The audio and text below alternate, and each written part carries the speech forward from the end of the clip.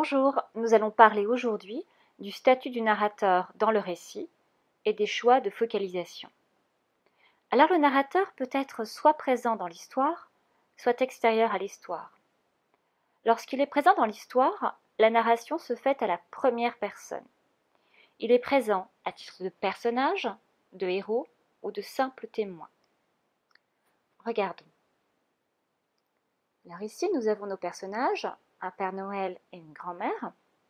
Et parmi ces personnages, nous découvrons notre narrateur personnage qui va vivre également ses aventures avec eux. Ainsi, nous vivrons ses aventures en Égypte à travers le regard de notre narrateur personnage qui nous donnera ses impressions tout au long de son voyage. Lorsque la narration se fait à la troisième personne, on dit que le narrateur est extérieur à l'histoire.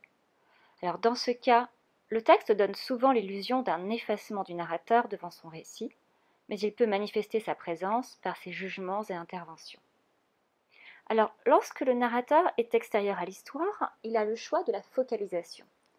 Qu'est-ce que c'est qu'une focalisation ? Une focalisation, c'est un point de vue. Le narrateur peut en effet adopter différents points de vue.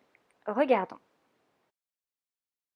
Alors, nous nous retrouvons ici face à notre personnage, le Père Noël. Si le narrateur adopte le point de vue interne du Père Noël, alors il lira dans ses pensées et partagera avec nous ce que le Père Noël ressent. On pourra relever ainsi dans les textes le vocabulaire de la pensée, des émotions et des sentiments, ainsi que le vocabulaire des 5 sens. Le narrateur en sait autant que le personnage lui-même, et il en ira de même pour le lecteur. Passons au deuxième point de vue possible, le point de vue omniscient. Alors, du latin omnis tout et de scio en latin qui veut dire je sais tout.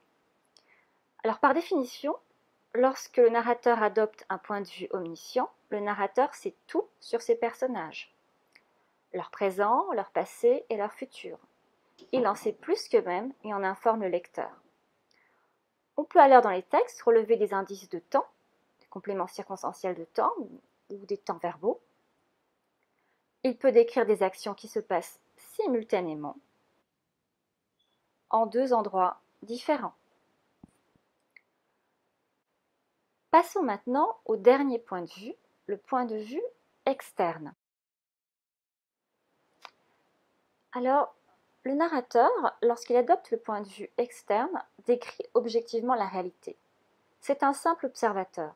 Son rôle est le même que l'œil d'une caméra.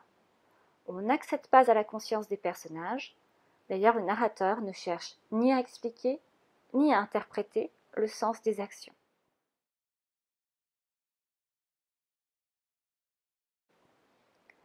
On peut relever des verbes de mouvement, marcher, se promener, pourquoi pas chevaucher, et des compléments circonstanciels de lieu.